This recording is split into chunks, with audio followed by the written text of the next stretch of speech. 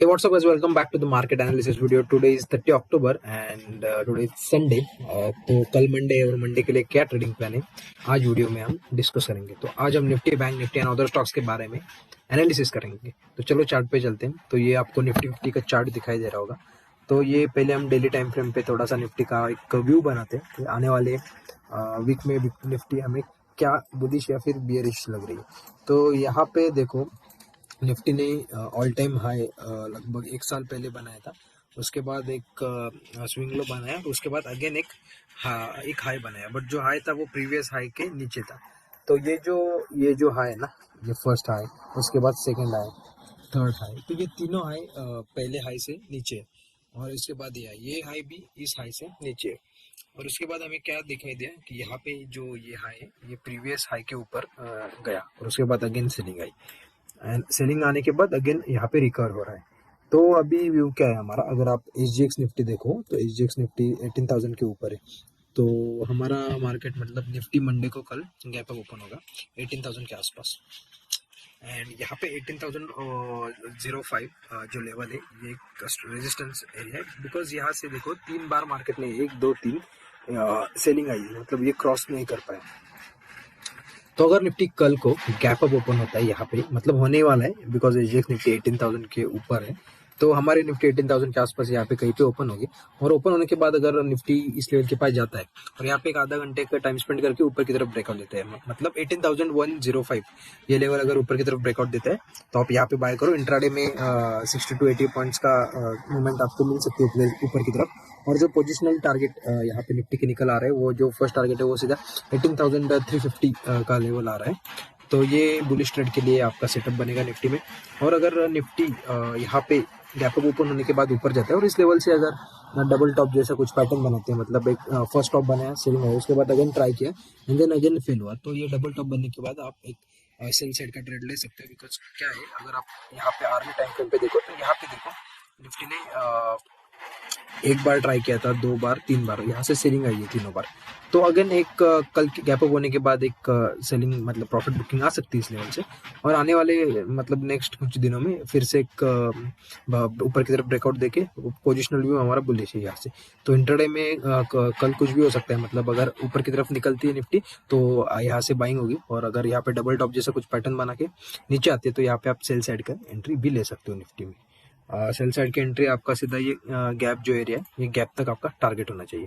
अगर आप sell side की एंट्री लेते हो तो आपका टारगेट 17,850 से लेकर 17,900 इस लेवल के आसपास होना चाहिए।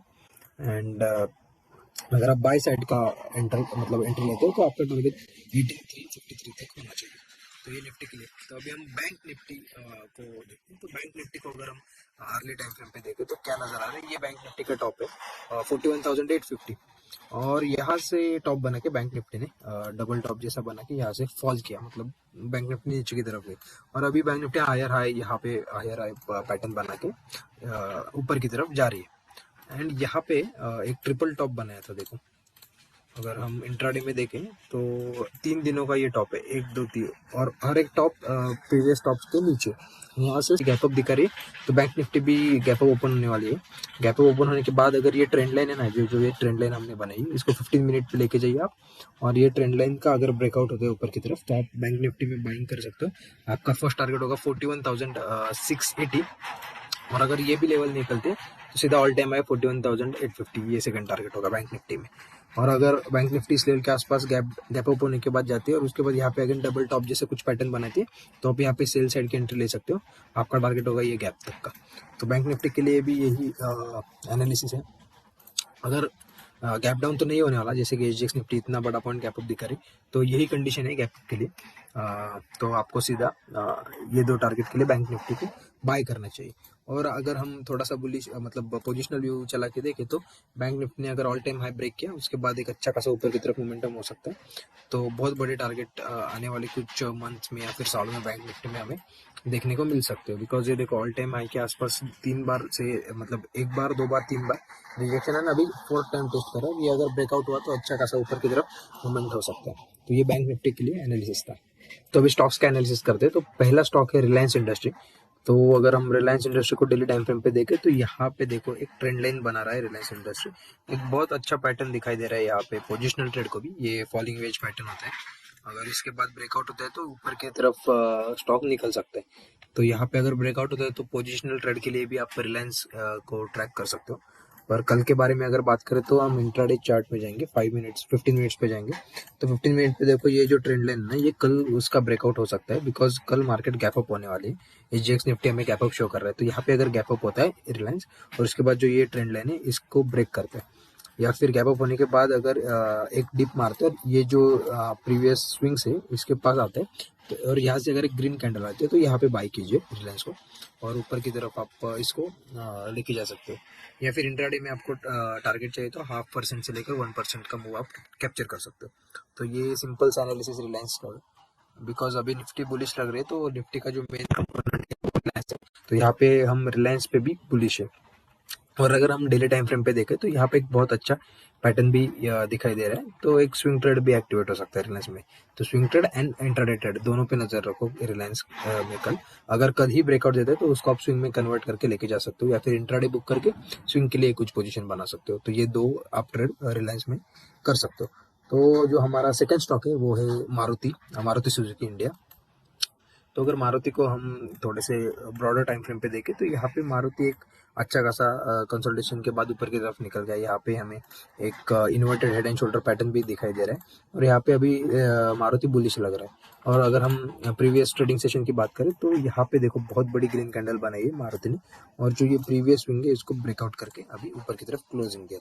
तो बहुत स्ट्रॉन्ग बुलिश मोमेंटम आए, इसको अगर कैप्चर करना है हमें इंट्राडे में तो कल सिंपल है।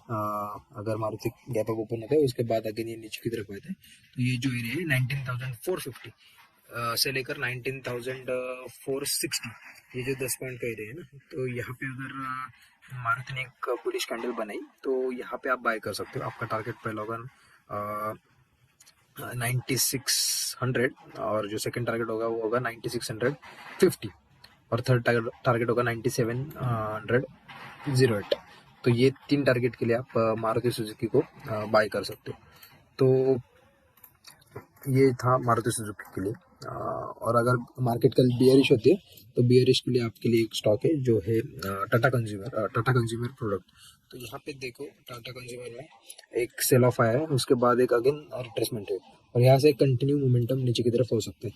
तो अगर कल मार्केट बियरिश होती है और आपको अगर बियरिश किसी स्टॉक में एंट्री लेनी है डाउन साइड की, तो टाटा कंज्यूमर एक आपके लिए अच्छा स्टॉक हो सकता है। यहाँ पे देखो एक कंसोलिडेशन हुआ है बहुत, और यहाँ से कंटिन्यू बड़े बड़े रेड कैंडल्स आ रहे हैं। तो अगर टाटा कंज्यूमर कल जो प्रीवियस ट्रेडिंग है इसका अगर लो ब्रेक करता है दैट इज 760 या फिर 760 अगर ब्रेक करता है नीचे की तरफ तो आप तुरंत एंटर लीजिए 760 ब्रेक होने के बाद। यहाँ पे आप फर्स्ट टारगेट बना सकते हो 754 जो कि जो प्रीवियस स्विंग है उसका, और सेकंड टारगेट आप बना सकते हो 750, एंड थर्ड टारगेट बना सकते हो 738। तो ये 3 टारगेट के लिए आप टाटा कंज्यूमर में डाउन साइड ट्रेड ले सकते हो। 760 के नीचे आपको तुरंत सेल करना है। फर्स्ट टारगेट होगा 754, सेकंड टारगेट होगा 749, थर्ड टारगेट होगा 738। तो ये 3 टारगेट के लिए आप टाटा कंज्यूमर में एंट्री ले सकते हो। तो जो ये 3 स्टॉक है इसमें से रिलायंस में इंट्राडे और स्विंग ट्रेड दोनों भी एक्टिवेट हो सकते हैं, और मारुति में हम बुलिश मतलब मोमेंटम के लिए इंट्राडे प्ले करना है, एंड टाटा कंज्यूमर में अगर बेयरिश मोमेंटम होता है मार्केट में तो टाटा कंज्यूमर में आप इंट्राडे में सेल करना है। तो ये 3 स्टॉक हमारे कल के इंट्राडे के लिए होगी, तो इस पर वॉच रखो। तो अगर आपको इस वीडियो से कुछ लर्निंग मिली होगी कि एनालिसिस कैसे करते हैं, स्टॉक्स कैसे पिक करते हैं, या फिर निफ्टी बैंक निफ्टी में आप लेवल्स कैसे निकालते हो, तो इस वीडियो को लाइक कीजिए, शेयर कीजिए, एंड हमारे चैनल को सब्सक्राइब कीजिए। Thank you for watching.